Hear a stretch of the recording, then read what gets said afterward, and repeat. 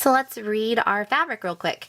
The first thing I want to show you is that whenever you're looking at a piece that you've worked, you want to know which side is the front side of the piece and which side is the back side of the piece. With working in rows, each row is a different side, so you work across, you turn the piece, and then you're working across. So whichever side is facing you when you're working is the right side of the fabric.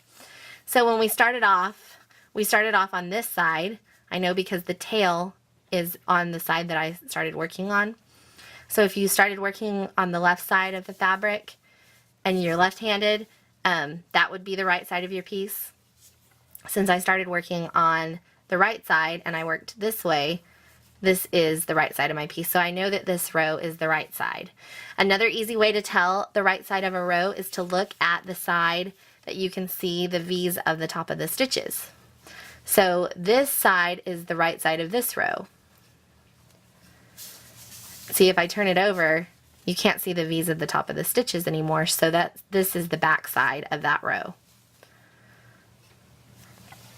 And since each side is different, there really isn't a wrong side or a right side because they look basically the same, except for the rows are different on which one is the front and which one is the back. I usually say the front side of the piece is the row that you worked first. So if I were laying this down, I would say this is the front of the piece because I worked that row first. But sometimes you might need to have the right side of the piece as the row that you worked with this facing you. So it just depends. It will really matter on what the pattern designer says, but this will help you out kind of. So let's take a closer look at these stitches. So I know that this is the front side of a row, and with double crochet the stitches are so big you can just count them individually because you can see the holes in between them. So there's 1, 2, 3, 4. This is another row, 4 stitches. But you can also look for the little legs like we did in the other 2 videos. So there's the legs, so that's 1 row. There's legs, that's another stitch in another row.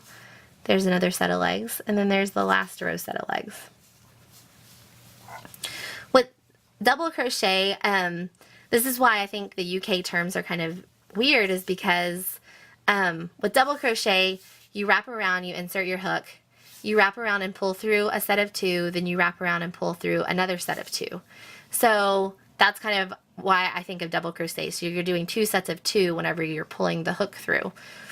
And this is how it looks. You can see the wraps of where you pulled those through right here. So there's 1 and then 2.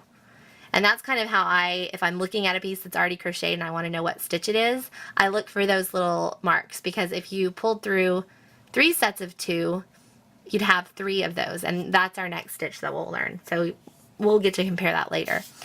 And with the half double, you only have that one little wrap right there because you go through all 3 at once. But since you go through 2 sets of 2, this one has 2 little wraps right there. So you can see each stitch has 2 little wraps. So that's an easy way to remember the double crochet. So I hope that helps you. If you see a piece finished and you kind of want to know what stitch it is, that should help you out.